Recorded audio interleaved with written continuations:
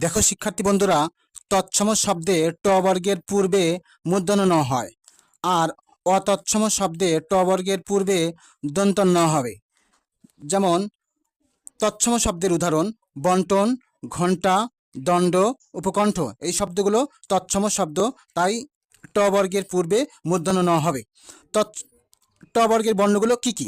ট বর্গের বর্ণগুলো হচ্ছে ট, ঠ, ড, ঢ। এগুলো হচ্ছে ট বর্গের বর্ণ। তৎসম শব্দের ট বর্গের বর্ণের পূর্বে মূর্ধন্য ন হবে। যেমন বন্টন, ট বর্গের বর্ণ ট রয়েছে। ঘণ্টা, ট বর্গের বর্ণ ট রয়েছে। দণ্ড, দণ্ড শব্দের ট বর্গের বর্ণ ড রয়েছে।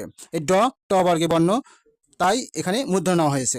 এভাবে উপকণ্ঠ, উপকণ্ঠ শব্দটি তৎসম শব্দ, তাই ট বর্গের পূর্বে মূর্ধন্য ন হবে। এখানে ট বর্গের বর্ণ রয়েছে ঠ, ঠ ট বর্গের বর্ণ, তাই এখানে মূর্ধন্য ন হবে, কারণ এটি তৎসম শব্দ।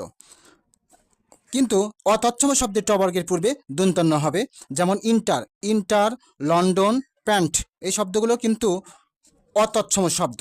অতৎসম শব্দ হওয়ায় এই শব্দগুলোর পূর্বে ট বর্গের আগে ট, ঠ, ড আর ঢ। ট বর্গের পূর্বে কি হবে? দন্ত ন হবে। অতৎসম শব্দে ট বর্গের পূর্বে দন্ত ন হবে, তাই এখানে ট বর্গের পূর্বে দন্ত ন হয়েছে। লন্ডন এখানে দন্ত ন হয়েছে, প্যান্ট এখানে দন্ত ন হয়েছে। ধন্যবাদ।